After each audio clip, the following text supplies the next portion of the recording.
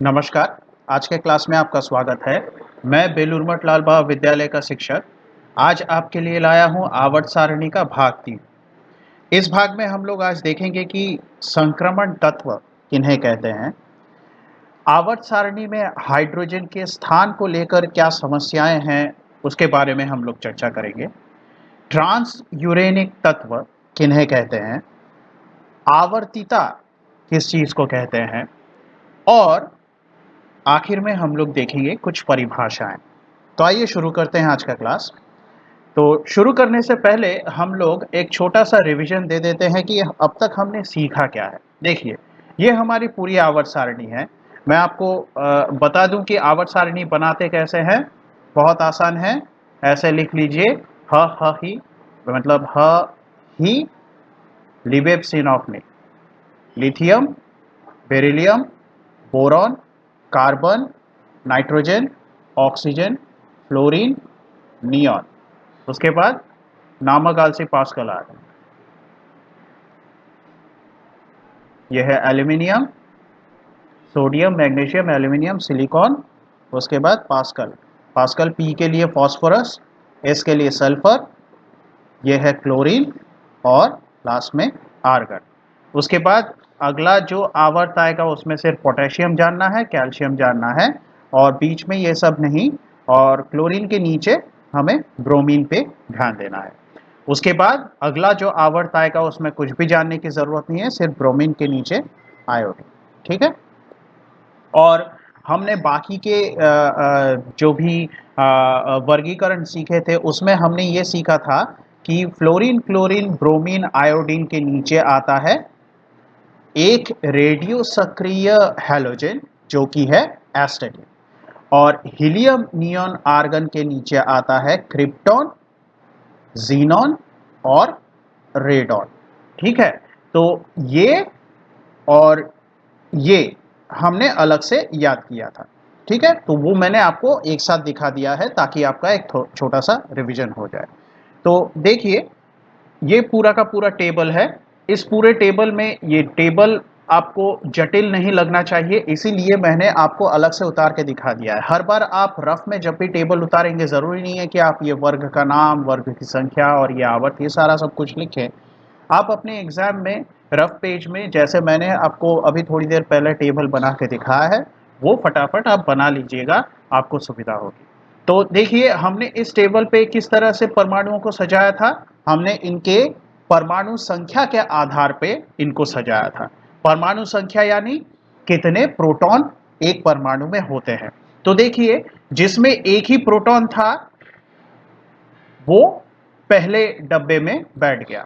उसके बाद जिसमें दो प्रोटॉन थे, मतलब जिसकी परमाणु संख्या 2 थी, वो अगले डब्बे में बैठा। अब ये बीच में गैप क्यों है वो अभी मैं समझाता हूं आपको। फिर आगे देखिए, 3 नंबर, 3 नंबर पे लिथियम है, इसमें 3 प्रोटॉन है, 4 प्रोटॉन, उसके बाद 5 प्रोटॉन। देखिए, प्रोटॉन की संख्या एक एक करके बढ़ रही है और हम लोग इन्हें बैठाते हुए आगे बढ़ रहे हैं। ठीक है। अब देखिए कि हम लोगों ने यहाँ पर जो वर्गीकरण किया था उसमें हमने देखा था कि ये जो एक ए ग्रुप के लोग हैं, इन्हें हम क्या कहते हैं, इन्हें हम कहते हैं क्षारीय धातु। ये 2A वर्ग के जो भी परमाणु हैं। अच्छा, क्षारीय धातु में हाइड्रोजन नहीं आता है, हाइड्रोजन को छोड़ के बाकी के सारे क्षारीय धातु होते हैं। उसके बाद हमने सीखा था कि ये 2A ग्रुप के जितने भी तत्व हैं, परमाणु हैं, ये लोग हैं क्या, क्षारीय पार्थिव धातु या क्षारीय मृदा धातु, क्षारीय पार्थिव धातु।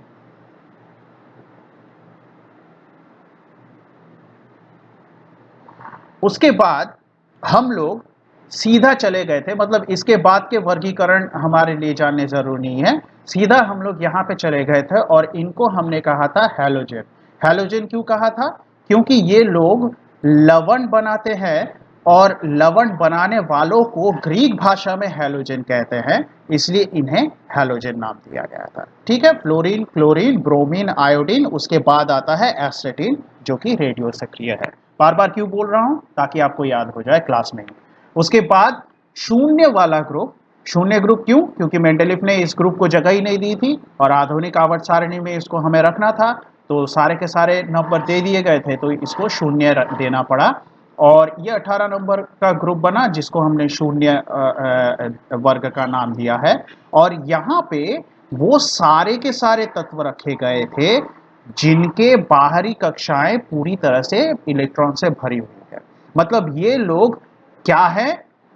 इन्हें कहा गया था निष्क्रिय गैस। ठीक है, इन्हें कहा गया था निष्क्रिय गैस। निष्क्रिय क्यों? क्योंकि ये लोग ना इलेक्ट्रॉन का त्याग करते हैं ना ही इलेक्ट्रॉन ग्रहण करते हैं और इसी कारण से ये लोग किसी दूसरे परमाणु के साथ प्रतिक्रिया नहीं कर पाते हैं और इसलिए प्रतिक्रिया नहीं कर पाते हैं तो निष्क्रिय रहते हैं, तो इसलिए इन्हें निष्क्रिय गैस कहा गया था। अब हम लोग आते हैं कि हीलियम को इतनी दूर क्यों रखा गया है? ये तो दूसरे नंबर पे है, तो फिर यहां पे क्यों नहीं बैठा दिया गया? उसका कारण ये है कि आप देखिए ये वर्ग किन लोगों का है? ये वर्ग उन लोगों का है जिनकी बाहरी कक्षा में 2 इलेक्ट्रॉन तो है। ये बात सही है कि हीलियम के भी बाहर की कक्षा में 2 इलेक्ट्रॉन है, लेकिन हीलियम में और इन लोगों में अंतर ये है कि ये लोग क्षारीय पार्थिव धातु है, लेकिन हीलियम उसकी एक ही कक्षा है, केंद्रक के बाहर एक ही कक्षा है और वो पूरी तरह से भरी हुई है। तो अगर ये पूरी तरह से भरी हुई है तो इसका मतलब ये एक निष्क्रिय गैस हो गया, तो क्षारीय पार्थिव धातु के गुण तो नहीं दिखाएगा, ये निष्क्रिय गैसों के गुण दिखाएगा और निष्क्रिय गैसों के गुण दिखाने वाले निष्क्रिय गैस के श्रेणी में आने चाहिए। इसीलिए हीलियम को यहां यहां यहां कहीं पे नहीं बैठा पाए, इसलिए हीलियम को यहां बैठाया गया है। इसके बावजूद कि इसके बाहर की कक्षा में 2 इलेक्ट्रॉन हैं, हीलियम यहां पे बैठा है और हीलियम को छोड़ के बाकी सारे के सारे परमाणु आप देखिए तो आप पाएंगे कि जितने ग्रुप में वो बैठे हैं उतने ही उनकी बाहर की कक्षा में इलेक्ट्रॉन है। केवल हीलियम ही ऐसा है जिसके बाहर की कक्षा में 2 इलेक्ट्रॉन होते हुए भी वो शून्य ग्रुप में, यानी यहाँ पर 18 नंबर के ग्रुप में बैठा हुआ है। उसका कारण ये है कि वो निष्क्रिय गैस है और उसको यहाँ पे बैठाना पड़ा। ठीक है, आपके दिमाग में ये आप इसको ध्यान से आप समझ के रखिए। ठीक है, और हो सके तो आप छोटा सा एक नोट बना के अपने नोट में लिख लीजिए कि क्यों हीलियम को यहाँ पे रखा गया है। अब यहाँ पे ध्यान दीजिए, मैंने आपको ऑलरेडी बता दिया है कि जिस भी परमाणु की बाहरी कक्षा में जितने इलेक्ट्रॉन हैं उसको उतने नंबर वाले ग्रुप में रख दिया गया है। मतलब ये हमारे लिए पहला, दूसरा, तीसरा, क्योंकि हम लोग 8 ग्रुप याद कर रहे हैं तो हम लोग बोलेंगे कि 8 ग्रुप यहाँ पे लिखे हुए हैं। नंबर हालांकि वर्ग संख्या उनकी 18 तक है, लेकिन हम लोग बोलेंगे ये पहला ग्रुप, दूसरा ग्रुप, तीसरा ग्रुप, चौथा ग्रुप, ऐसे ऐसे। तो देखिए ये ग्रुप 1 में जितने भी परमाणु है सबकी बाहर की कक्षा में 1 इलेक्ट्रॉन, 2 में जितने भी परमाणु है सबके बाहर की कक्षा में 2 इलेक्ट्रॉन, 3 में सबके बाहर की कक्षा में 3 इलेक्ट्रॉन। हालांकि नंबर 13 है लेकिन हम लोगों के लिए ये तीसरा ए ग्रुप है और उसके बाहर की कक्षा में 3 इलेक्ट्रॉन। तो इसी तरह से ये वाला जो ग्रुप है इसके बाहर की कक्षा पूरी तरह से भरी हुई है। ये 8वां है, हमारे अध्ययन के लिए, हमारे याद करने के लिए 8वां है और इसके सबके परमाणु के बाहर की कक्षा में 8 इलेक्ट्रॉन है, केवल हीलियम को छोड़ के। ठीक है, उसके बाद देखिए मैंने यहाँ पे लाल अक्षर में यहाँ पे क्या लिखा है, यहाँ पे इलेक्ट्रॉन विन्यास लिखा है ताकि आपको समझ में आए कि परमाणु संख्या जितनी होती है, परमाणु संख्या जितनी होती है प्रोटॉन की भी संख्या उतनी होती है और प्रकृति में किसी भी परमाणु में जितनी प्रोटॉन की संख्या होती है उतनी इलेक्ट्रॉन की संख्या होती है। तो इलेक्ट्रॉन को अब कैसे सजाया गया है, इलेक्ट्रॉन विन्यास वो बताता है हमें। तो परमाणु संख्या अगर 1 है तो इलेक्ट्रॉन की भी संख्या 1 होगी और पहली कक्षा में हाइड्रोजन की एक ही कक्षा है तो उसमें 1 इलेक्ट्रॉन ऐसे रखा गया है। ठीक उसी तरह से हीलियम, इसकी परमाणु संख्या 2 है तो इलेक्ट्रॉन की भी संख्या 2 होगी और इलेक्ट्रॉन 2 है तो उसकी बाहर की कक्षा, मतलब जो पहली कक्षा है वही बाहर की कक्षा है, उसमें 2 के 2 इलेक्ट्रॉन बैठा दिए गए हैं। और इसको यहाँ नहीं बैठाया गया, यहाँ बैठाया गया क्योंकि ये बाहर की कक्षा पूरी तरह से भरी हुई है, वो निष्क्रिय गैस है, इसलिए निष्क्रिय गैस की जगह पे बैठ गया। उसके बाद 3 प्रोटॉन वाले जो परमाणु है, यानी लिथियम में परमाणु संख्या 3 है, तो प्रोटॉन भी 3 है, और प्रोटॉन 3 है तो इलेक्ट्रॉन भी 3 होगा। तो 3 इलेक्ट्रॉन में से पहली कक्षा में 2 ही बैठा सकते हैं हम, क्योंकि पहली कक्षा 2 बैठाने के बाद पूरी तरह से भर जाती है। उसके बाद अगली कक्षा में जाना पड़ेगा और उसमें 1 इलेक्ट्रॉन डाल दिया गया है। ठीक उसी तरह से यहाँ पे परमाणु संख्या 4, तो पहली कक्षा में 2 इलेक्ट्रॉन और बाकी के बचे 2 अगली कक्षा में। इस तरह से देखिए, इस तरह से इलेक्ट्रॉन को सजाते हुए हम आगे बढ़ रहे हैं, और एक समय ऐसा आया कि पहली कक्षा में 2 पूरी तरह से भरा हुआ है और अगली कक्षा भी पूरी तरह से भर गई। अब जैसे ही अगली कक्षा पूरी तरह से भर गई, हमें अगले आवर्त में जाना पड़ेगा। अगले आवर्त में जैसे ही हम आए, फिर से देखिए, पहली 2 कक्षाएं पूरी तरह से भरने के बाद तीसरी कक्षा में केवल 1 ही इलेक्ट्रॉन है। ठीक उसी तरह से जैसे लिथियम के बाहर की कक्षा में 1 इलेक्ट्रॉन था, सोडियम के भी बाहर की कक्षा में 1 इलेक्ट्रॉन है। ऐसे ही सजाते हुए हम आगे बढ़ते रहे, और फिर से आर्गन के लास्ट कक्षा में, आखिरी कक्षा में पूरी तरह से 8 इलेक्ट्रॉन आ गए हैं, मतलब ये भर गया है। अब हमें अगली कक्षा में जाना पड़ेगा, यानी आवर्त बदलना पड़ेगा। ठीक है, तो एक बात आप ध्यान दीजिए कि जितने नंबर के आवर्त में आप हैं, ध्यान से सुनिएगा, जितने नंबर के आवर्त में आप हैं, इलेक्ट्रॉन में उतनी सारी कक्षाएं आपको मिलेंगी। पहले आवर्त में सिर्फ प्रोटॉन, सॉरी, इलेक्ट्रॉन में नहीं, परमाणु में उतनी ही कक्षाएं आपको मिलेंगी। देखिए ध्यान से, ये जो अंदर ये केंद्रक है, और पहले आवर्त में केवल एक ही कक्षा होती है, तो ये एक कक्षा पहले आवर्त में, मतलब इस लाइन में जितने भी परमाणु हैं उनमें सिर्फ एक ही कक्षा मिलेगी। ये कक्षा पूरी तरह से भरने के बाद हमें एक और कक्षा डालनी पड़ेगी, 2 के बाद, और तीसरा हम लोग नहीं रख सकते इस कक्षा में, तो हमें एक और कक्षा डालनी पड़ेगी और फिर इलेक्ट्रॉन रखने पड़ेंगे। इसलिए अगले आवर्त में जैसे ही जाएंगे, तो जितने भी परमाणु यहां पे मिलेंगे उन सब में 2 कक्षाएं मिलेंगी। देखिए, ये तो हमारा केंद्रक हो गया, ये पहली कक्षा, ये वाली पहली कक्षा, और ये वाली दूसरी कक्षा। तो ये दूसरे आवर्त में जितने भी परमाणु हैं उनमें ये 2 कक्षाएं होंगी, और ये जैसे हम परमाणु संख्या के आधार पर आगे बढ़ते रहेंगे, लास्ट में हमें नियॉन मिलेगा, और नियॉन में ये जो दूसरी कक्षा है पूरी तरह से भरी हुई मिलेगी। उसके बाद के जो परमाणु हैं उसमें अब इलेक्ट्रॉन डालना है, तो मुझे ये तो दूसरी कक्षा तो पूरी तरह से भर गई है, तो एक और कक्षा इस पे जोड़नी पड़ेगी, और जैसे ही हम जोड़ेंगे तीसरे आवर्त में चले जाएंगे।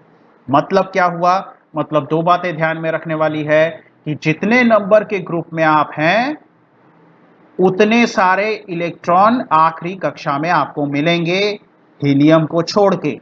ठीक है, उसके बाद दूसरी बात आपको याद रखनी है कि जितने नंबर के आवर्त में आप हैं उस परमाणु में उतनी सारी कक्षाएं आपको मिलेंगी। ठीक है, तो आपके दिमाग में ये 2 बातें एकदम अच्छे से बैठ जानी चाहिए, और ये आपको मैं पहले ही बता सकता था, लेकिन ये रट्टा लगाने वाली चीज नहीं, इसको समझ लीजिए, उसके बाद आप इसको याद रखिएगा। अब देखिए, ये जो 2 चीजें हैं, ये जानने के बाद मजेदार बात ये है कि आपको ये जो टेबल है इसमें ये सब कुछ याद रखने की जरूरत नहीं पड़ती है। आप अपने आप अपने दिमाग में ये जो जैसे ही आप इसको बनाएंगे, लिथियम, बेरिलियम, लिबेप्सी, नौ, सॉरी, ये मान लीजिए आपने छोटा सा बनाया और आपको नाइट्रोजन के बारे में पता लगाना है। तो नाइट्रोजन के बारे में पता लगाना है तो आप यहां से क्या क्या जानकारी पता लगा सकते हैं। देखिए, यही आवर्त सारणी की सबसे बड़ी खूबसूरती है। देखिए, ये पहला ग्रुप, दूसरा ग्रुप, तीसरा ग्रुप, चौथा ग्रुप, है ना? सॉरी, इसमें बोरॉन मिस हो गया। ये तीसरा, ये चौथा, ये पांचवा। ठीक है, तो नाइट्रोजन आपको दिख रहा है 5वें ग्रुप में है, और 5वें ग्रुप में होने के साथ साथ ये दूसरे आवर्त में है। तो इसका मतलब क्या हुआ? इसका मतलब ये हुआ 5वें ग्रुप में है, मतलब सबसे पहले तो दूसरे आवर्त में है, मतलब इसमें 2 कक्षाएं हैं। देखिए इलेक्ट्रॉन विन्यास डायरेक्ट आपको मिलेगा, आपको ये परमाणु का चित्र बनाने की जरूरत नहीं पड़ेगी। दूसरी कक्षा में है मतलब इसमें दूसरे आवर्त में है, मतलब नाइट्रोजन में 2 कक्षाएं हैं, और नाइट्रोजन में 2 कक्षाएं हैं मतलब पहली कक्षा तो भरी होनी चाहिए, तभी तो दूसरी कक्षा आएगी। तो पहली कक्षा भरी हुई है और दूसरी कक्षा में कितनी इलेक्ट्रॉन है आपको गिनने की भी जरूरत नहीं पड़ेगी, क्योंकि आपको दिख रहा है कि ये 5वें श्रेणी में है, तो बाहर की कक्षा में 5 इलेक्ट्रॉन है। ठीक है, तो ये हो गई आपकी सबसे बड़ी ये मतलब ये मदद मिलती है आवर्त सारणी से। दूसरी मदद ये मिलती है कि आपको ये पता लग जाता है कि कौन इनमें से धातु है, कौन अधातु है। और याद कीजिए मैंने रासायनिक गणना में आपको सिखाया था कि धातु वे लोग होते हैं जो इलेक्ट्रॉन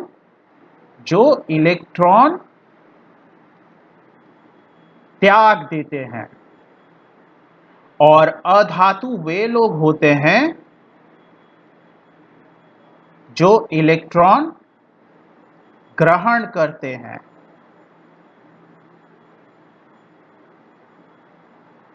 मतलब इलेक्ट्रॉन त्याग देने का मतलब ये होता है कि इलेक्ट्रॉन एक परमाणु से निकल गया, और इलेक्ट्रॉन एक परमाणु से निकल गया मतलब वो किस प्रकार का आयन बनाएगा? वो एक प्लस आयन बनाएगा, यानी धनायन बनाएगा। और इलेक्ट्रॉन ग्रहण करने का मतलब एक अधातु किस प्रकार का आयन बनाएगा? वो एक माइनस आयन बनाएगा, यानी ऋणायन बनाएगा। तो हमारे आवर्त सारणी से हम बड़े आसानी से पता लगा सकते हैं कि कौन लोग धातु है और कौन लोग अधातु है।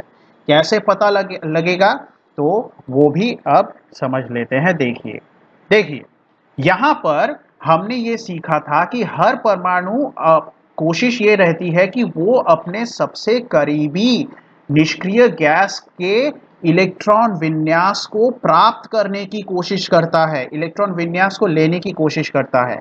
या तो इसको कुछ इस तरह से सोचिए कि हर परमाणु अपने बाहर की कक्षा को पूरी तरह से भरने की कोशिश करता है। पूरी तरह से भरेगा मतलब निष्क्रिय गैस बनने की कोशिश करेगा। तो अब देखिए, अपने आप को एक सवाल पूछिए, लिथियम तीसरे नंबर पे है और इसकी बाहर की कक्षा में एक ही इलेक्ट्रॉन है।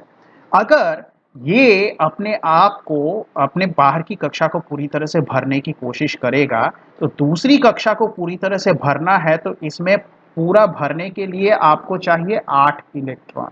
ठीक है, तो आपको यहाँ पे एक ही इलेक्ट्रॉन दिख रहा है, तो आप अपने आप को पूछिए कि यहाँ पे कितने इलेक्ट्रॉनों की कमी है। आपको दिखेगा कि यहाँ पे 7 इलेक्ट्रॉनों की कमी है।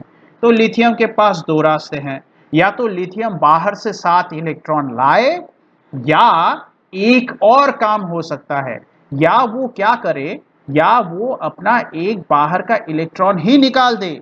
ऐसा निकालने पे क्या होगा, उसके पास एक कक्षा कम हो जाएगी, लेकिन जो कक्षा बची रहेगी वो तो पूरी तरह से भरी हुई होगी, और लिथियम को निष्क्रिय गैस बनने का मौका मिल जाएगा। तो ये इसी तरह से है कि ये अपने सबसे निकटतम निष्क्रिय गैस के इलेक्ट्रॉन विन्यास तक पहुंच गया। इसको नियॉन के निष्क्रिय गैस के नियॉन के इलेक्ट्रॉन विन्यास तक पहुंचना होता तो ये 7 इलेक्ट्रॉन ग्रहण करना पड़ता है इसको, लेकिन वो तो बहुत मुश्किल बात है। क्यों? क्योंकि हर चीज चाहती है कि वो कम मेहनत करे। तो इसलिए इसने क्या किया, इसने अपना काम आसान करने के लिए एक इलेक्ट्रॉन ही निकाल दिया। तो लिथियम एक इलेक्ट्रॉन निकालना ज्यादा पसंद करेगा ताकि वो हीलियम के इलेक्ट्रॉन विन्यास तक पहुंच सके। इसलिए इलेक्ट्रॉन का निकल जाना यानी क्या होता है, इलेक्ट्रॉन का निकल जाना यानी इलेक्ट्रॉन चला गया मतलब पीछे एक प्लस छूट गया। ठीक है, एक इलेक्ट्रॉन निकल गया मतलब एक प्लस छूट गया, तो ये हो गया एक धातु। ठीक उसी तरह से अपने आप को पूछिए कि बेरिलियम को अगर निष्क्रिय गैस बनना है तो उसको कितने इलेक्ट्रॉनों की कमी दिख रही है, यहाँ पे 6 इलेक्ट्रॉनों की कमी। अब अपने आप को पूछिए 6 इलेक्ट्रॉन बाहर से लेके आना मुश्किल है या लेके आना आसान है, या 2 इलेक्ट्रॉन निकाल देना। आपको पता लगेगा कि बाहर से 6 इलेक्ट्रॉन लाना मुश्किल है, उससे अच्छा है कि 2 निकाल दें। तो 2 इलेक्ट्रॉन अगर बेरिलियम निकालेगा तो बेरिलियम का आयन कैसा दिखेगा, ऐसा दिखेगा। ठीक उसी तरह से बोरॉन के बारे में सोचिए, यहाँ पे बाहर की कक्षा में 3 इलेक्ट्रॉन है, कितने इलेक्ट्रॉनों की कमी दिख रही है, 5 इलेक्ट्रॉनों की। बाहर से 5 लाना तो बहुत मुश्किल है, बोरॉन क्या करेगा, 3 इलेक्ट्रॉन निकाल देगा। तो बोरॉन 3 इलेक्ट्रॉन निकाल देगा तो उसके ऊपर 3 इलेक्ट्रॉन के चले जाने पर पीछे 3 प्लस छूट जाएंगे। ठीक उसी तरह से कार्बन का देखिए, ये मजेदार है, कार्बन तो बीच में फंस गया, इसको 4 इलेक्ट्रॉन बाहर, इसकी बाहर की कक्षा में 4 इलेक्ट्रॉन है, तो मतलब 4 की कमी है। तो इसका मतलब क्या हुआ, कार्बन एक ऐसा पदार्थ है जो कि ना इलेक्ट्रॉन दे पाएगा ना ही इलेक्ट्रॉन ले पाएगा, और ऐसे पदार्थ जो इलेक्ट्रॉन दे भी नहीं पाते हैं ले भी नहीं पाते हैं, ऐसे भी अधातु होते हैं। मतलब जो इलेक्ट्रॉन ग्रहण करते हैं वे तो अधातु होते ही हैं, जो इलेक्ट्रॉन दे भी नहीं पाते हैं ले भी नहीं पाते हैं वे भी अधातु होते हैं। इसके बाद से सारे के सारे, अब देखिए यहाँ पर नाइट्रोजन, नाइट्रोजन के बाहर की कक्षा में 5 इलेक्ट्रॉन, और 5 इलेक्ट्रॉन मतलब इसके बाहर की कक्षा में 3 इलेक्ट्रॉनों की कमी है। अब आप सोचिए, बाहर से 3 लाना ज़्यादा आसान है या 5 निकाल देना ज़्यादा आसान है, 3 लाना ज़्यादा आसान होगा। तो अगर नाइट्रोजन 3 बाहर से लाता है, 3 इलेक्ट्रॉन आके इसके ऊपर बैठ गए, मतलब 3 माइनस इसके ऊपर आके बैठ गया, तो नाइट्रोजन क्या हो गया, अधातु हो गया। देखिए कितनी आसानी से आपको समझ में आ रहा है कि कौन सा धातु है कौन सा अधातु है। ये धातु है, ये धातु है, ये धातु है, ये हमें अधातु मिला। कार्बन भी हमें अधातु मिला। उसके बाद ऑक्सीजन, आप खुद बोलिए कितने इलेक्ट्रॉनों की कमी है यहाँ पे, 2 इलेक्ट्रॉनों की। तो 2 इलेक्ट्रॉन लाना ज़्यादा आसान है, 6 निकाल देना तो मुश्किल होगा। तो इसलिए यहाँ पे ऑक्सीजन बाहर से 2 इलेक्ट्रॉन लाएगा और उसके ऊपर 2 माइनस बैठ जाएंगे।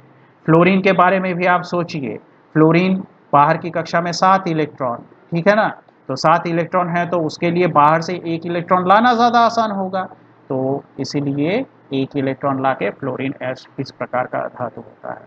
अच्छा, नियॉन के बारे में बोलिए, बाहर से लाएगा या निकालेगा, कुछ भी नहीं करेगा क्योंकि इसकी बाहर की कक्षा भरी हुई है, तो कुछ भी नहीं करेगा, ना लेगा ना देगा। तो इसका मतलब नियॉन फिर से क्या हो गया, ना लेने वाला इलेक्ट्रॉन, इलेक्ट्रॉन ना लेने वाला है ना देने वाला है, ऐसे में ये अधातु ही होता है। ठीक है, तो देखिए कितनी आसानी से हमें धातु और अधातु के बीच में अंतर भी पता लग गया हमारे आवर्त सारणी से। ठीक है, तो अब आगे बढ़ते हैं और देखते हैं कि संक्रमण तत्व किन्हें कहते हैं। लेकिन आगे बढ़ने से पहले एक बार और यहाँ पे थोड़ा सा गौर कर लें कि वर्ग संख्या, देखिए मैंने आपको बताया था वर्ग संख्या 1 2 डायरेक्ट 13 आ गया। ठीक है, 1A 2A 3A ऐसे वाले तो लगातार ही पढ़ रहे हैं हम, लेकिन बीच में ये 10 कहाँ से आ गए, ये 10 कहाँ से गैप आ गया, ये 10 बी वाले गैप के लिए है।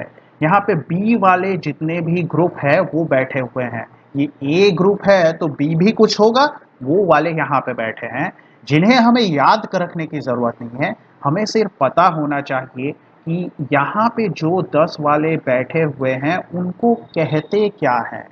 ठीक है, तो उन्हीं को हम संक्रमण तत्व कहते हैं। ठीक है, तो आइए समझ लेते हैं कि यहाँ पे जो लोग बैठे हुए हैं, ये जो संक्रमण तत्व हैं, इनके बारे में थोड़ी सी जानकारी हम देख लेते हैं। तो आधुनिक आवर्त सारणी में तत्वों का वर्गीकरण, जिसमें तीसरे वर्ग से 12वें वर्ग तक हमें क्या मिलेगा, तीसरे वर्ग से 12वें वर्ग। देखिए यहाँ पे क्या है, 2 के बाद 3 से 12 तक तो गैप था, ये पट्टी पड़ी हुई है नीली वाली पट्टी, यहाँ पे है संक्रमण तत्व, मतलब 3 नंबर से 12वें वर्ग तक हमें क्या मिलेगा, हमें संक्रमण तत्व मिलेंगे।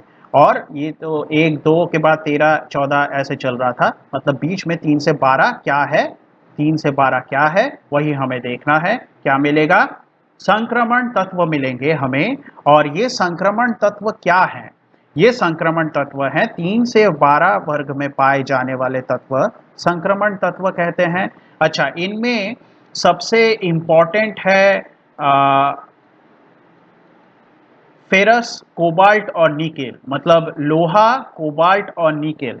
ये इंपॉर्टेंट क्यों है? क्योंकि इन्हें हमें याद रखना है। क्यों? क्योंकि ये चुंबकीय धातु हैं। ठीक है, ये चुंबकीय प्रकृति दिखाते हैं, तो इन्हें हमें याद रखना है। तो देखिए, यह अधिक घनत्व वाले कठोर धातु होते हैं। हमें पता है कि ये लोहे के बारे में, कोबाल्ट और निकेल के बारे में तो आपने सुना होगा। निकेल बर्तनों में ऊपर जो चमकीला आवरण रहता है उसको निकेल बोलते हैं। कोबाल्ट आपने देखा नहीं होगा, लेकिन लोहा भी देखा है, तो आपको पता है कि ये अधिक घनत्व होता है, कठोर भी होता है। तो और इनमें तीन तत्व क्या है? देखिए, लोहा, कोबाल्ट और निकेल, फेरस, कोबाल्ट और निकेल, ये चुंबकीय तत्व है। और देखिए, यहाँ पे इन तत्वों में बाहरी दो कक्ष या कक्षाएं जिसको बोल रहा था मैं, देखिए ये हमारा ये है ये परमाणु का केंद्रक है, और उसके आसपास जो कक्षाएं होती हैं उसमें से ये जो बाहर की दो कक्षाएं होती हैं वो अपूर्ण रूप से भरी हुई होती है। जैसे कि देखिए, मैं आपको समझाता हूँ। मान लीजिए, इसको थोड़ा सा साफ सुथरा उतारूं। मान लीजिए कि ये एक परमाणु है। केंद्रक में थोड़ा सा अलग रंग डाल देते हैं। हाँ, अब मान लीजिए ये जो कक्षाएं हैं, ये दो कक्षाएं पूरी तरह से भरी हुई है, और लास्ट की दो कक्षाएं जो कि मैं पीले रंग से करूंगा, ये दो कक्षाएं लास्ट की हैं, और ये पीले रंग से की हुई कक्षाएं ये अपूर्ण रूप से भरी हुई होती है। मतलब हमने अब तक देखा है कि बाहर की कक्षा अपूर्ण रूप से भरी हुई होती है, लेकिन इनमें थोड़ा सा अंतर क्या आ गया कि बाहर की दो कक्षाएं अपूर्ण रूप से भरी हुई होती हैं। ठीक है, ये बात आपके समझ में आ गई कि ये पहली दो, देखिए यहाँ पे चार कक्षाएं दिखा रहा हूं मैं आपके उदाहरण के लिए। आपके सामने एक उदाहरण दिया है बस, कि मान लीजिए कोई एक परमाणु है जिसमें चार कक्षाएं हैं। पहली दो कक्षा पूरी तरह से भरी हुई है इलेक्ट्रॉनों से, और लास्ट की दो कक्षाओं में से दोनों ही पूर्ण रूप से भरी हुई नहीं है। जैसे कि अगर पूर्ण रूप से भरी हुई होती तो इसमें पूरा 8 इलेक्ट्रॉन होता, और उसके बाद इसमें 8 इलेक्ट्रॉन होता। लेकिन यहां पर ये भी आधा अधूरा भरा हुआ है, मतलब 3-4 कुछ यहां पे इलेक्ट्रॉन है, और यहां पे भी आधा अधूरा भरा हुआ है। तो आपको समझ में आ रहा होगा कि ये जो संक्रमण तत्व है ये थोड़े से जटिल तत्व होते हैं। इनमें चुंबकीय प्रकृति पाई जाती है, ये तीन जो परमाणु है इनमें, और इनकी बाहर की दो कक्षाएं अपूर्ण रूप से भरी हुई होती है। आपको सवाल पूछा जा सकता है कि किन तत्वों में बाहर की दो कक्षाएं अपूर्ण रूप से भरी हुई होती है? आपका उत्तर होगा संक्रमण तत्व में। और संक्रमण तत्व को अगर पूछा जाए कि कहाँ पाए जाते हैं आवर्त सारणी में, तो आप बोलेंगे कि वर्ग 3 से 12 में ये संक्रमण तत्व पाए जाते हैं। ठीक है, तो इतना आपके समझ में आ गया होगा। तो आइए आगे बढ़ते हैं। अब देखिए, आवर्त सारणी में हाइड्रोजन के स्थान के बारे में हमें कुछ बातें करनी है। हाइड्रोजन का स्थान आवर्त सारणी में द्वैधता दिखाता है, मतलब ये दुगना आचरण, मतलब दो तरह के आचरण दिखाता है। दुगना आचरण नहीं, दो तरह के आचरण दिखाता है। आप ध्यान दीजिए कि हाइड्रोजन है कहां पर। हाइड्रोजन हमने सीखा था कि पहले ही ग्रुप में रख दिया जाता है। हाइड्रोजन को पहले ही ग्रुप में रख दिया जाता है। तो समस्या ये आती है कि हाइड्रोजन असल में एक ऐसा परमाणु है जो कि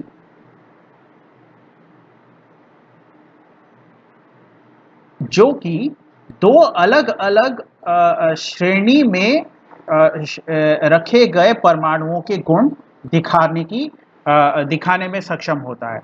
आप देखिए, इसको ग्रुप 1 में रखा गया है क्षारीय धातुओं के साथ, लेकिन याद कीजिए मैंने आपको कहा था कि ये क्षारीय धातु नहीं है, और ये सबसे बड़ी बात है, ये धातु ही नहीं है। ठीक है, ये प्लस आयन बनाता है, लेकिन ये धातु ही नहीं है।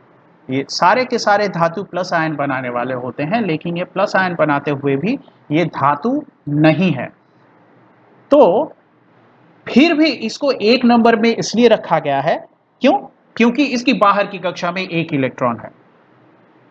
और सिर्फ वही कारण नहीं है, ये क्षारीय धातु नहीं होते हुए भी कुछ कुछ गुण जो है क्षारीय धातु के दिखाता है।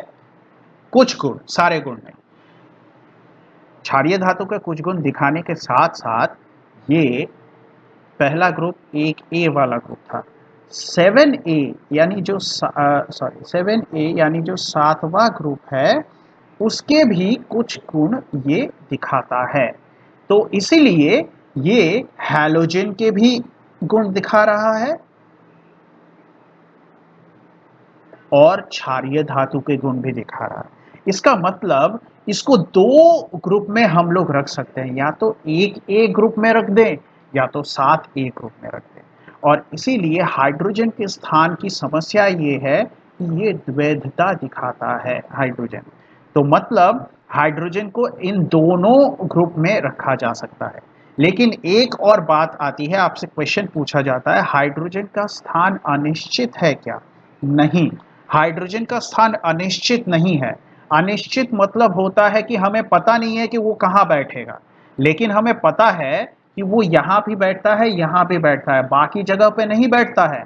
तो इसका मतलब हाइड्रोजन का स्थान द्वैध तो है लेकिन अनिश्चित नहीं है। मतलब वो दो जगह पे, द्वैध मतलब दो जगह पे दो तरह के गुण दिखा रहा है, लेकिन वो बाकी गुण तो नहीं दिखा रहा है। तो ये अनिश्चित नहीं होगा, ये द्वैध होगा।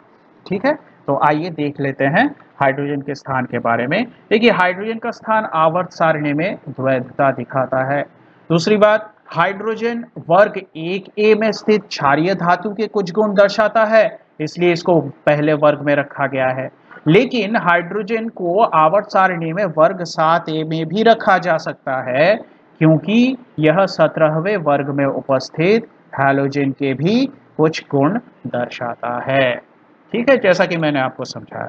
तो हाइड्रोजन के इसी द्वैध आचरण के कारण इसको दुष्ट या आवारा तत्व भी कहा जाता है। छोटा सा सवाल आ जाता है, कभी कभी पूछ लेते हैं कि क्या कौन से तत्व को दुष्ट या आवारा तत्व कहते हैं। तो मेंडलीफ ने इसके इस आचरण के कारण इसको दुष्ट या आवारा तत्व कह दिया था।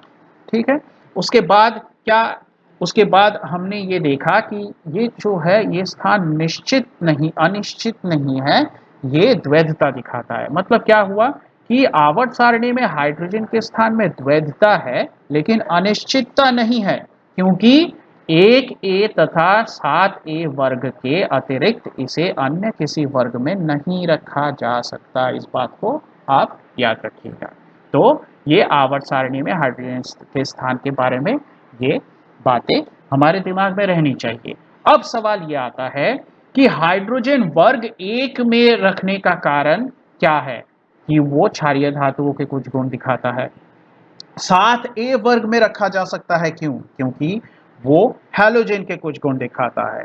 तो कौन से ऐसे गुण हैं जो क्षारीय धातु के दिखा रहा है और कौन से ऐसे गुण हैं जो हैलोजन के दिखा रहा है हाइड्रोजन, वो अब हम देखेंगे। आइए, तो आवर्त सारणी में हाइड्रोजन के स्थान में सबसे पहले हम देखेंगे कि उसको एक ए वर्ग में क्यों रखा गया है। देखिए, क्या क्या कारण है। सबसे पहले तो क्षारीय धातु कैसे आयन बनाते हैं? क्षारीय धातु प्लस आयन बनाते हैं। तो हाइड्रोजन भी कैसा आयन बनाता है? प्लस आयन बनाता है। उसके बाद याद कीजिए, क्षारीय धातुओं की संयोजकता क्या है? क्षारीय धातुओं की संयोजकता है एक। देखिए, लिथियम प्लस एक, सोडियम प्लस एक, पोटेशियम प्लस एक। तो हाइड्रोजन भी तो एक ही संयोजकता दिखा रहा है, प्लस एक संयोजकता दिखा रहा है। तो इसका मतलब इसकी संयोजकता भी क्षारीय धातुओं की संयोजकता जैसी है। ये प्लस एक आयन बना रहा है। ठीक है, तो और उसके साथ ही साथ लिथियम के बाहर की कक्षा में, सोडियम के बाहर की कक्षा में, पोटेशियम के बाहर की कक्षा में एक ही इलेक्ट्रॉन है और हाइड्रोजन के भी बाहर की कक्षा में एक ही इलेक्ट्रॉन है। ठीक है, तो इसीलिए हमें हाइड्रोजन को वर्ग एक में रखने के कारण मिल गए। तो सबसे पहले देखिए, क्षारीय धातुओं की तरह इसकी संयोजकता भी एक संयोजक है। उसके बाद क्षारीय धातुओं की तरह इसकी भी बाहर की कक्षा में एक ही इलेक्ट्रॉन होता है। और तीसरा, क्षारीय धातु की तरह, ये इंपॉर्टेंट है, देखिए, क्षारीय धातुओं की तरह ये जो ऑक्साइड बनाता है, देखिए सबसे पहले तो ऑक्साइड याद कीजिए, ऑक्सीजन को 2 इलेक्ट्रॉन चाहिए अपनी बाहर की कक्षा को पूरी तरह से भरने के लिए। तो ऑक्साइड जो है वो ऐसा दिखेगा। और अगर आप सोडियम का आयन देखें तो वो ऐसा दिखेगा। तो सोडियम ऑक्साइड अगर बनाना है तो आप क्या करेंगे, 2 सोडियम लाएंगे और उसको एक ऑक्सीजन के साथ मिलाएंगे, क्योंकि ये सोडियम के पास तो एक ही प्लस है, ऑक्सीजन के पास 2 माइनस है, तो एक प्लस से 2 माइनस तो नहीं कटेगा। तो इसलिए मुझे 2 सोडियम की जरूरत पड़ेगी एक ऑक्सीजन के साथ मिलने के लिए, और इस तरह से सोडियम ऑक्साइड बन गया। ठीक उसी तरह से लिथियम ऑक्साइड भी बनेगा, ठीक उसी तरह से पोटेशियम ऑक्साइड भी बनेगा। तो क्या हाइड्रोजन भी ऐसा बनाता है? बिल्कुल बनाता है। हाइड्रोजन क्या बनाता है? हमारा सबसे प्यारा ऑक्साइड हाइड्रोजन ऑक्साइड क्या है? पानी। तो इसीलिए क्षारीय धातु की तरह यह भी स्थायी ऑक्साइड बनाता है। ठीक है, तो इसीलिए हम हाइड्रोजन को वर्ग 1 में रखते हैं। साथ ही साथ अब देखेंगे कि हम लोग हाइड्रोजन को 7a वर्ग में क्यों रखते हैं। तो सबसे पहला कारण ये है कि हाइड्रोजन जो है ये 7a में रखने का कारण है क्योंकि ये एक अधातु है और ये विद्युत का कुचालक है। ये अधातु है और विद्युत का कुचालक है, जैसे कि अधातु लोग होते हैं। और 7a में रखे जाने वाले सारे के सारे तत्व वो भी अधातु हैं और विद्युत के कुचालक है। तो ये एक कारण मिल गया, पहला कारण हमें मिल गया। दूसरा कारण क्या है? दूसरा कारण ये है कि हाइड्रोजन के बाहर की कक्षा में कितने इलेक्ट्रॉन हैं? ये मान लीजिए अंदर हाइड्रोजन का केंद्रक और ये बाहर की कक्षा, इसमें एक ही इलेक्ट्रॉन है। अच्छा, अगर हाइड्रोजन एक और इलेक्ट्रॉन बाहर से ला ले तो वो हीलियम के इलेक्ट्रॉन विन्यास को पा जाएगा। और अगर आप सोचिए 7a में कौन लोग हैं? फ्लोरीन है, क्लोरीन है, ब्रोमीन है, आयोडीन है। इन सबका 7a में रहने का मतलब है कि इनकी बाहर की कक्षा में कितने इलेक्ट्रॉन है? 7 इलेक्ट्रॉन। और बाहर की कक्षा में 7 इलेक्ट्रॉन है मतलब एक इलेक्ट्रॉन बाहर से आ जाए तो इनको भी अपने निकटतम निष्क्रिय गैस का इलेक्ट्रॉन विन्यास प्राप्त हो जाएगा। ठीक है, जैसे फ्लोरीन में अगर बाहर की कक्षा में एक इलेक्ट्रॉन आ जाए तो ये नियॉन के इलेक्ट्रॉन विन्यास को प्राप्त कर लेगा। याद रखिए, नियॉन के इलेक्ट्रॉन विन्यास को प्राप्त करेगा, नियॉन नहीं बनेगा वो खुद। ठीक है, उसके जैसा इलेक्ट्रॉन विन्यास दिखाएगा।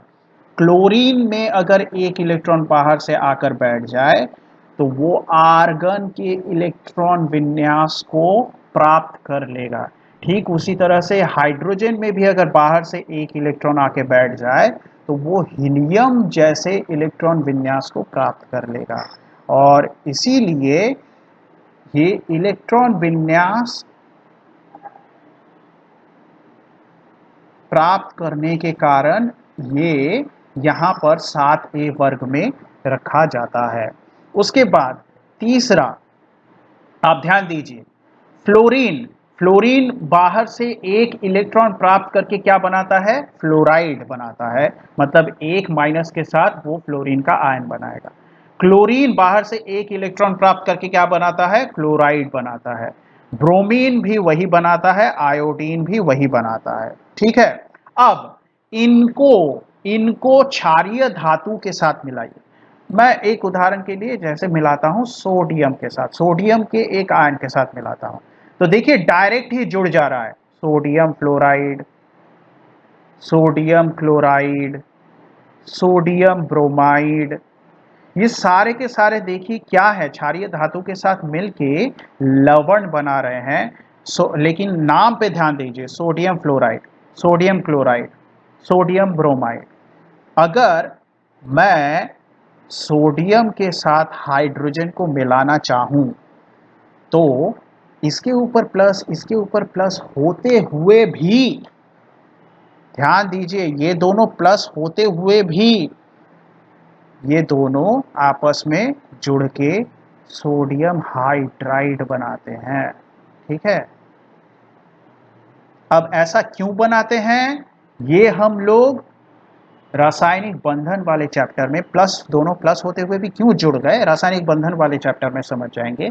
अभी आप सिर्फ इतना ध्यान दीजिए कि क्षारीय धातु के साथ हैलोजन जिस तरह से जुड़ रहे हैं, क्षारीय धातु के साथ हाइड्रोजन भी उसी तरह से जुड़ रहा है। यही कारण है कि हाइड्रोजन को 7a वर्ग में रखा गया है। ठीक है, तो इस तरह से हमें कुछ और ऐसी चीजें मिल गई जिसके कारण हम हाइड्रोजन को 7a वर्ग में रख पाते हैं। तो देखिए, हाइड्रोजन को 7a वर्ग में रखने का कारण सबसे पहला है, हैलोजन की तरह यह भी एक अधातु तथा विद्युत का कुचालक है। मैंने आपको बताया हैलोजन की तरह यह भी क्या है। अच्छा, ये वाली बात मैं आपको बताना भूल गया था कि हाइड्रोजन की तरह ये सारे लोग देखिए, जैसे क्लोरीन प्रकृति में कभी अकेला अकेला ऐसा नहीं मिलेगा। क्लोरीन के अणु मिलते हैं किस तरह से, ऐसे मिलते हैं। ठीक है, फ्लोरीन के अणु मिलते हैं ऐसे, ब्रोमीन के अणु मिलते हैं ऐसे, और जो अपने परमाणु के साथ ही, अपने एक परमाणु के साथ दूसरा परमाणु उस वही वाला परमाणु अगर मिल जाए तो ऐसे अणुओं को क्या कहते हैं, ऐसे अणुओं को कहते हैं द्विपरमाणविक अणु। ठीक है, द्विपरमाणविक अणु, द्विपरमाणविक अणु। हाइड्रोजन भी तो द्विपरमाणविक अणु है, तो इसीलिए ये लोग द्विपरमाणविक अणु बना रहे हैं और हाइड्रोजन भी, और यही कारण है कि 7a वर्ग में हाइड्रोजन को हम रख रहे हैं। तो हैलोजन की तरह यह भी द्विपरमाणविक अणु बनाते हैं, और हैलोजन की तरह इसे भी निकटतम निष्क्रिय गैस का इलेक्ट्रॉन विन्यास प्राप्त करने के लिए केवल एक इलेक्ट्रॉन की आवश्यकता होती है। मैंने आपको समझाया था कि जैसे कि फ्लोरीन बाहर से एक इलेक्ट्रॉन अगर ये ले लेगा तो नियॉन के इलेक्ट्रॉन विन्यास जैसा इसका भी इलेक्ट्रॉन विन्यास बन जाएगा। क्लोरीन बाहर से एक इलेक्ट्रॉन लेगा तो आर्गन के जैसे इसका भी इलेक्ट्रॉन विन्यास बन जाएगा। उसी तरह से हाइड्रोजन बाहर से एक इलेक्ट्रॉन लेगा तो हीलियम जैसा इसका भी इलेक्ट्रॉन विन्यास दिखने लगेगा। ठीक है, तो यहाँ पर ठीक है, उसी तरह से अगला जो पॉइंट है वो क्या है कि यह हैलोजन की तरह यह भी, यह मतलब कौन, हाइड्रोजन भी धातुओं के साथ प्रतिक्रिया कर उनके हाइड्राइड बनाता है। जैसे मैंने आपको समझाया था, सोडियम के साथ क्लोरीन सोडियम क्लोराइड बना रहा है, तो सोडियम के साथ हाइड्रोजन सोडियम हाइड्राइड बना रहा है। ठीक है, इसका नाम आप अपने नोट में यहाँ पे लिख के रखिए, सोडियम हाइड्राइड, सोडियम हाइड्राइड। ठीक है, और इसका नाम आपको लिखने की ज़रूरत क्यों नहीं है, क्योंकि आपको पता है इनका नामकरण कैसे होता है। नहीं पता है तो रासायनिकरण आप देखिए। तो आइए आगे बढ़ते हैं और देखते हैं कि बाकी क्या हमें सीखने को मिलता है। अब हम देखेंगे कि ट्रांस यूरेनिक तत्व किन्हें कहते हैं। देखिए ध्यान से, हम लोग जब रासायनिक तत्वों को हम लोग जब आवर्त सारणी में सजाते हुए जा रहे थे तो परमाणु संख्या के आधार पर सजाया था। पहले जिसकी परमाणु संख्या 1 थी जैसे हाइड्रोजन, उसको बैठाया। उसके बाद जिसकी परमाणु संख्या 2 थी जैसे हीलियम, उसको बैठाया। फिर 3 नंबर पे जो था उसको बैठाया। ऐसे ऐसे आगे जा रहे थे। ठीक है, ऐसे ऐसे आगे जाते जाते जाते जाते एक समय ऐसा आया जब हमें एक तत्व मिलता है जिसको कहते हैं यूरेनियम। ठीक है, यूरेनियम तत्व मिलता है जो कि 92 नंबर पर आता है। जैसे हाइड्रोजन 1 है, लिथियम 3 है, वैसे ही यूरेनियम 92 नंबर पर आता है। और 92 नंबर पर ये आने के बाद इसके बाद के जितने भी तत्व होते हैं ये हमें प्रकृति में नहीं मिलते, ये हमें प्रयोगशाला में बनाने पड़ते हैं। कुल मिला के 118 के करीब तत्व हमें पता है, जिनमें से 92 तक हमें प्रकृति में मिलते हैं। 92 के बाद से जितने भी तत्व आते हैं ये हमें प्रयोगशाला में बनते हुए नजर आते हैं, प्रयोगशाला में बना सकते हैं हम लोग इन्हें। तो ये कौन से इन तत्वों को जो कि यूरेनियम के बाद मिल रहे हैं, इनको ट्रांस यूरेनिक तत्व कहते हैं। देखिए, ट्रांस का मतलब होता है पार, मतलब यूरेनियम के पार, यूरेनियम के इस पार जितने भी तत्व है, यूरेनियम के उस पार 1 से लेकर 92 तक यूरेनियम हो गया, यूरेनियम के बाद वाले तत्व, इसलिए ट्रांस यूरेनिक तत्व इन्हें कहा जाता है। ठीक है, और देखिए 7वें आवर्त में ये लोग उपस्थित होते हैं। 7वें आवर्त में यूरेनियम के बाद आने वाले जितने भी तत्व हैं, ये 18 तत्व यूरेनिक, ट्रांस यूरेनिक तत्व कहते हैं इन्हें। ठीक है, अब देखिए यह प्रकृति में नहीं पाए जाते हैं, ये कृत्रिम तत्व होते हैं और इनका उत्पादन मुख्यतः नाभिकीय रिएक्टर यानी जो न्यूक्लियर रिएक्टर होता है उनमें किया जाता है। ठीक है, तो ये न्यूक्लियर रिएक्टर में हमें मिलते हैं, कृत्रिम तत्व होते हैं। कितनी संख्या में होते हैं? 18, इसको याद रखिएगा। और कहाँ पाए जाते हैं? ट्रांस यूरेनिक नाम से आप थोड़ा समझिए, ट्रांस मतलब होता है उसके पार। एक आपने भूगोल में सुना होगा ट्रांस हिमालय। ठीक है, तो ट्रांस हिमालय मतलब ये जो हिमालय है, हिमालय के पार वाले कौन से? काराकोरम, लद्दाख, जास्कर, ऐसे 3 ऐसे ये पर्वत श्रेणी है जिनको हम लोग ट्रांस हिमालय बोलते हैं। तो यहाँ पे भी वही वाली बात आती है, ट्रांस यूरेनिक। ट्रांस यूरेनिक मतलब यूरेनियम के पार के 18 तत्व ये प्रकृति में नहीं पाए जाते हैं, कृत्रिम होते हैं और न्यूक्लियर रिएक्टर में इनको बनाया जाता है। ठीक है, तो आइए आगे बढ़ते हैं। अब देखिए, अब हम लोग सीखेंगे आवर्तिता या आवर्त गुण, आवर्त के गुण। तो आवर्तिता मतलब क्या होता है, ये सीखने के लिए हमें थोड़ा सा वापस जाना पड़ेगा। हमें जाना पड़ेगा यहाँ पे आपके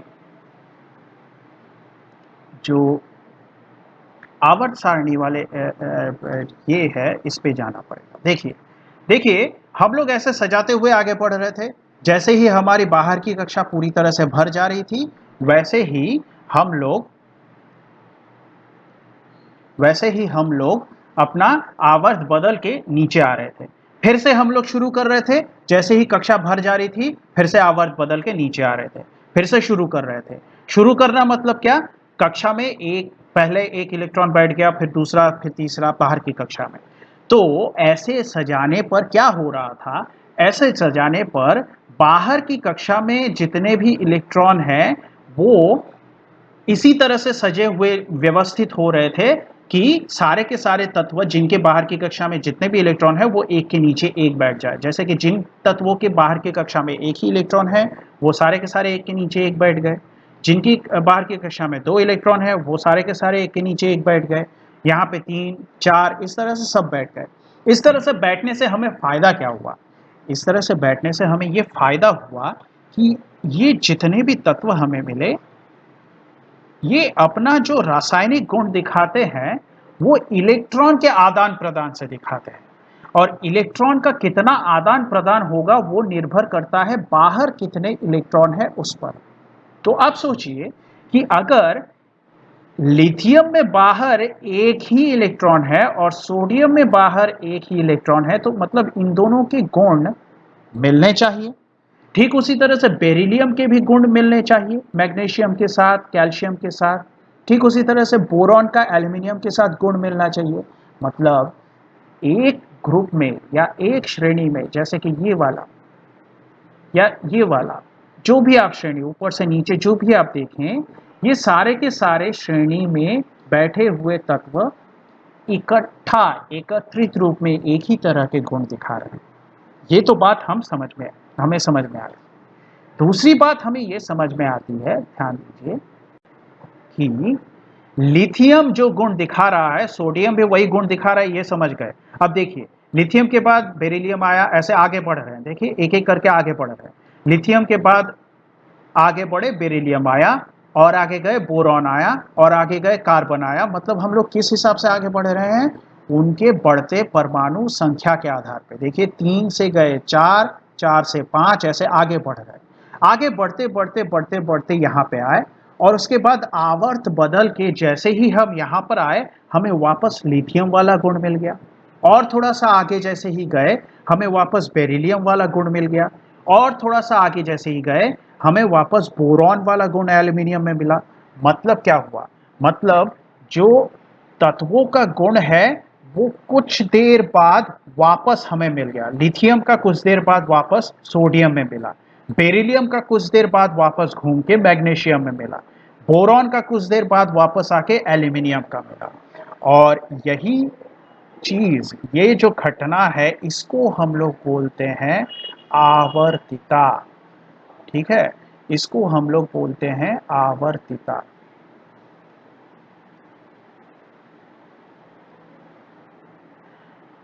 तो ये आवर्तिता है। तो आइए अब हम लोग देखते हैं कि आवर्तिता या आवर्त के गुण, इसकी परिभाषा हम लोग कैसे लिखेंगे। ये हम लोग भाग 1 में भी सीख चुके हैं, लेकिन आवर्तिता की परिभाषा को लिखते कैसे हैं वो देख लीजिए। तत्वों को उनके परमाणु संख्या के बढ़ते क्रम में क्षैतिज पंक्ति में, क्षैतिज पंक्ति मतलब ऐसे, ठीक है, ऐसे क्षैतिज पंक्ति ऐसे जा रहे हैं, और ऐसी वाली पंक्ति को स्तंभ कहते हैं, और ऐसे वाले पंक्ति को क्षैतिज कहते हैं। तो तत्वों को उनके परमाणु संख्या के बढ़ते क्रम में यानी क्षैतिज पंक्ति में व्यवस्थित करके आगे बढ़ने पर, हम लोग आगे बढ़ रहे थे याद है, आगे बढ़ने पर अगले नए आवर्त में तत्वों के भौतिक तथा रासायनिक गुणों की पुनरावृत्ति होती है। पुनरावृत्ति मतलब फिर से वापस आते हैं गुण। कौन से वाले? भौतिक गुण और रासायनिक गुण।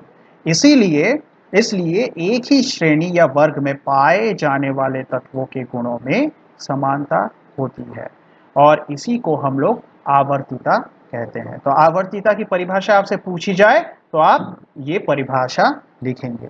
अब उदाहरण के तौर पे जैसे हमने देखा कि वर्ग 1 में लिथियम, सोडियम और पोटेशियम में एक ही गुण पाया जाता है। क्यों? क्योंकि लिथियम से आगे बढ़ते बढ़ते बढ़ते बढ़ते हम लोग गए थे नियॉन तक, और उसके बाद अगला सोडियम में हमें लिथियम के गुण वापस मिल गए। उसके बाद सोडियम से बढ़ते बढ़ते हम लोग जाएंगे आर्गन तक, आर्गन के बाद अगले आवर्त में जाते ही पोटेशियम में हमें फिर से लिथियम और सोडियम वाले गुण मिलेंगे। ठीक उसी तरह से हम 7 वर्ग में देखें तो वहां पे फ्लोरीन, क्लोरीन, ब्रोमीन और आयोडीन पाया जाता है। तो फ्लोरीन से आगे बढ़ेंगे तो नियॉन, नियॉन के बाद फिर से आगे बढ़ते बढ़ते बढ़ते जाएंगे तो क्लोरीन में फिर से फ्लोरीन के गुण मिलेंगे। उसी तरह से और आगे जाएंगे तो वापस ब्रोमीन में भी वही गुण, और फिर आयोडीन में भी वही गुण। तो इस तरह से आवर्तिता हमें देखने को मिलती है आवर्त सारणी में। ठीक है, तो अब आइए देखते हैं कि कुछ परिभाषाएं हैं जो हमें आगे के विषय को समझने में मदद करेगी। तो कौन सी परिभाषा है? सबसे पहली परिभाषा है परमाणु अर्धव्यास या परमाणु त्रिज्या। बहुत आसान है। मान लीजिए कि आपके पास ये एक परमाणु का केंद्रक है, ये परमाणु का केंद्रक है, और परमाणु के इस केंद्रक में, परमाणु के इस केंद्रक के आसपास उसकी कुछ कक्षाएं हैं, ऐसे ऐसे जहां पे इलेक्ट्रॉन घूम रही है, ऐसी कक्षाएं। अब इन कक्षाओं में से सबसे लास्ट कक्षा है वो इस परमाणु की परिधि हो गई। अब यहां से मैं अगर इस दूरी को, यहां से इस दूरी को, यहां से इस दूरी को अगर मैं मापूं तो जितना भी मुझे मिलेगा उसको हम लोग परमाणु अर्धव्यास या परमाणु त्रिज्या बोलेंगे। ठीक है, तो क्या हुआ? परमाणु के केंद्रक से, परमाणु के केंद्रक से उसके परिधि तक की दूरी को परमाणु अर्धव्यास या परमाणु त्रिज्या कहते हैं। तो अब अगली परिभाषा क्या है देखिए, आयनन ऊर्जा। आयनन ऊर्जा का इंग्लिश आयनेशन एनर्जी कहते हैं, या तो फिर आयनन विभव, इसी को आयनन ऊर्जा ही आयनन विभव भी कहलाता है, जिसको हम लोग आयनाइजेशन पोटेंशियल कहते हैं। ठीक है, इंग्लिश नाम जान के रखना थोड़ा सा ज़रूरी है, ताकि आपको पेपर में अगर कभी भी हिंदी के बजाय इंग्लिश नाम दिया जाए ताकि आप पहचान सके कि आपको किसके बारे में पूछा जा रहा है। तो ये क्या है? तो देखिए, किसी भी परमाणु में कक्षाओं में इलेक्ट्रॉन घूमते रहते हैं। ठीक है, तो किसी परमाणु से, किसी परमाणु से उसकी कक्षा में घूमते हुए इलेक्ट्रॉन को अगर मुझे बाहर निकालना पड़ा। ठीक है, तो मान लीजिए यहाँ पे कुछ इलेक्ट्रॉन है और यहाँ पे इलेक्ट्रॉन है। अगर आपके दिमाग में आ रहा होगा तो ये मैंने किसका, कौन से परमाणु का चित्र उतारा है, ये लिथियम का चित्र उतारा है। तो अब देखिए ध्यान से कि मुझे ये इस परमाणु में से कम ऊर्जा खर्च करके इलेक्ट्रॉन को बाहर निकालना है। तो कम से कम ऊर्जा खर्च करना है तो मतलब जाहिर सी बात है कि वो इलेक्ट्रॉन जो निकलेगा वो अंदर से कहीं से तो नहीं निकल सकता, क्योंकि जितना अंदर होगा उतनी ज्यादा मेहनत करनी पड़ेगी मुझे बाहर निकालने के लिए। तो कम से कम ऊर्जा खर्च करनी है तो मुझे सबसे बाहर वाली कक्षा से इलेक्ट्रॉन को निकालना पड़ेगा। तो कम से कम ऊर्जा खर्च करके मैं इस परमाणु से इस इलेक्ट्रॉन को निकालता हूं, तो कितनी ऊर्जा मुझे देनी पड़ रही है, उसी ऊर्जा को आयनन ऊर्जा या तो फिर आयनन विभव कहते हैं। ठीक है, तो यही हमारे लिए परिभाषा भी बन जाएगी। देखिए कि किसी तत्व के एक पृथक गैसीय पर, ये इंपॉर्टेंट है, एक पृथक गैसीय परमाणु, इसको थोड़ा सा, ये कीवर्ड है हमारी परिभाषा का, ये नहीं लगाएंगे तो आपके लिए थोड़ा सा नंबर कट जाएगा। तो पृथक गैसीय परमाणु मतलब गैसीय परमाणु को अलग करके उस परमाणु में से इलेक्ट्रॉन को पूर्ण रूप से बाहर निकालने के लिए आवश्यक, ये भी एक कीवर्ड है, न्यूनतम ऊर्जा को तत्व का आयनन ऊर्जा या आयनन विभव कहते हैं। मतलब किसी तत्व के पृथक गैसीय परमाणु से एक इलेक्ट्रॉन को आप पूरी तरह से बाहर निकालने के लिए कम से कम ऊर्जा जो आपको खर्च करनी पड़ेगी उसको आप आयनन ऊर्जा या आयनन विभव कहेंगे। ठीक है, तो अगली परिभाषा है हमारे लिए विद्युत ऋणात्मकता। अब देखिए, ऋणात्मकता मतलब होता है किसी भी परमाणु का माइनस आयन बनाने की इच्छा, ऋणात्मक बनने की इच्छा। ठीक है, विद्युत ऋणात्मकता। तो कोई भी परमाणु वो अपनी ओर इलेक्ट्रॉन खींचने की कितनी क्षमता रखता है उसको हम लोग विद्युत ऋणात्मकता या इलेक्ट्रोनेगेटिविटी कहते हैं। तो किसी तत्व के अपनी ओर इलेक्ट्रॉन आकर्षित करने की जो क्षमता होती है उस तत्व की विद्युत ऋणात्मकता उसको कहते हैं। ठीक है, तो ये हो गई हमारे लिए कुछ परिभाषाएं। अब आगे बढ़ते हैं और हमारी अगली परिभाषा है विद्युत धनात्मकता। अच्छा सोचिए, अगर ऋणात्मकता होती है तत्व की इच्छा जिससे कि वो इलेक्ट्रॉन को अपनी ओर खींचना चाहे, तो धनात्मकता क्या होनी चाहिए, उसका उल्टा होना चाहिए कि उसकी जो इच्छा है कि वो कितनी आसानी से अपना इलेक्ट्रॉन बाहर निकाल पाए। और इसी को कहते हैं इलेक्ट्रोपॉजिटिविटी। मतलब कि किसी तत्व का अपने इलेक्ट्रॉन त्यागने की क्षमता को उस तत्व की विद्युत धनात्मकता कहते हैं। उसके बाद अगली परिभाषा क्या है, अवकारक। अब यहां पे थोड़ा सा ध्यान दीजिए, अवकारक मतलब होता क्या है। देखिए सबसे पहले तो अवकरण मतलब होता क्या है समझिए। मान लीजिए ये एक अणु परमाणु कुछ एक है, अणु भी हो सकता है परमाणु भी हो सकता है। मान लीजिए इस अणु या परमाणु के साथ एक इलेक्ट्रॉन जुड़ गया तो हम कहेंगे कि इसका अवकरण हुआ है। ध्यान से सीखिएगा इस बात को। अगर किसी चीज के साथ इलेक्ट्रॉन जुड़ जाता है तो हम कहेंगे इसका अवकरण हो गया है। अगर किसी चीज से इलेक्ट्रॉन माइनस हो जाता है मतलब निकल जाता है तो हम कहेंगे कि उसका ऑक्सीकरण हुआ है। ठीक है, इतनी बात आपके दिमाग में आई होगी। अब देखिए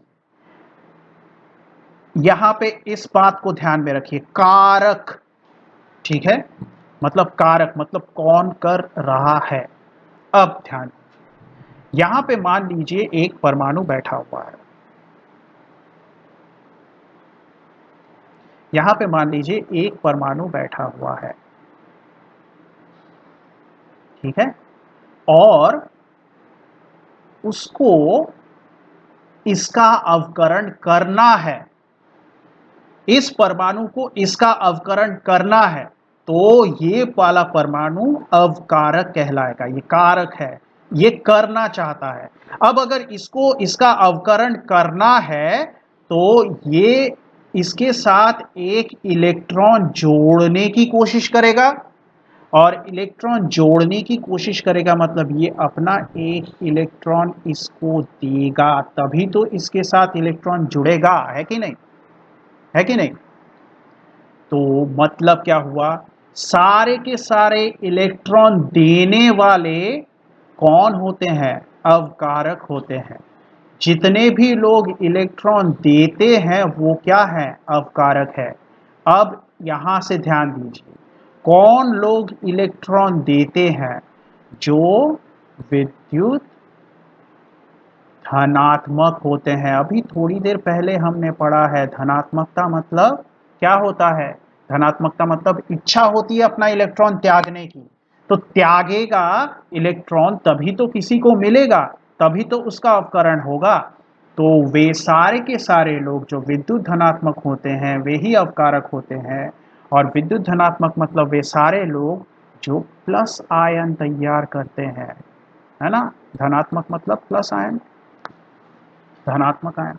अब यहां पे आइए वापस, ये समझ गए हैं तो ये भी आप थोड़ा सा समझने की कोशिश कीजिए। अगर हो सके तो वीडियो को पॉज करके अपने मन में बोलिए कि ये वाले फिर कौन लोग होंगे, और फिर अगर आपके समझ में आ जाए तो आप आराम से यहाँ पर मैं जो बता रहा हूँ उसको मुझसे पहले आप बोल सकते हैं कि मान लीजिए इस परमाणु को इसका इस परमाणु को इसका ऑक्सीकरण करना है। तो ऑक्सीकरण करना है मतलब ऑक्सीकरण होना चाहिए, तो मतलब इससे एक इलेक्ट्रॉन निकलना चाहिए, और इससे एक इलेक्ट्रॉन निकलना चाहिए मतलब ऐसा कोई है जो इस इलेक्ट्रॉन को खींच के अपने अंदर लेना चाहता है। मतलब ये इलेक्ट्रॉन लेने की क्षमता रखता है, तो ये क्या होगा, विद्युत ऋणात्मक है। विद्युत ऋणात्मक मतलब कौन लोग होते हैं, जो माइनस आयन तैयार करते हैं, है ना। ये वाले देखिए प्लस आयन और ये वाले माइनस आयन। तो अब देखिए, याद कीजिए जितने भी प्लस आयन वाले होते हैं वो कौन है, धातु होते हैं। जितने भी माइनस आयन होते हैं वो कौन होते हैं, अधातु होते हैं। ठीक है, हम लोग यहाँ पे अवकारक की परिभाषा ही सीख रहे हैं, लेकिन मैंने यहाँ पे आपको बहुत कुछ ऐसा बता दिया है जो आपको आगे काम आएगा, तो आप इसको दिमाग में रखिएगा ध्यान से। तो अवकारक मतलब क्या होता है, वे तत्व जो इलेक्ट्रॉन का त्याग करते हैं। देखिए, अवकरण करने के लिए अपना इलेक्ट्रॉन देना पड़ा, तो इलेक्ट्रॉन का त्याग किया, तो वे तत्व जो इलेक्ट्रॉन का त्याग करते हैं। और कौन लोग इलेक्ट्रॉन का त्याग करते हैं, जो धातु होते हैं, जो धनात्मक आयन बनाते हैं वही लोग। और अवकारक के बाद हम लोग ऑक्सीकारक देखेंगे। ऑक्सीकारक मतलब वे लोग, कारक ऑक्सीकारक मतलब वे लोग जो ऑक्सीकरण कर रहे हैं। और कौन लोग ऑक्सीकरण करते हैं, जो इलेक्ट्रॉन ग्रहण करते हैं। और इलेक्ट्रॉन ग्रहण कौन लोग करते हैं, अधातु इलेक्ट्रॉन ग्रहण करते हैं। ठीक है, तो इस तरह से हमारा ये भाग जो है समाप्त हुआ। अब हम लोग, ये भाग 3 होगा, ये भाग जो है समाप्त हुआ। हम आगे की पढ़ाई करेंगे अगले क्लास में। अगर आपको क्लास पसंद आ रहा है तो लाइक शेयर सब्सक्राइब कीजिए और नोटिफिकेशन के लिए बेल आइकन को दबाइएगा। अगले क्लास में मिलते हैं, धन्यवाद।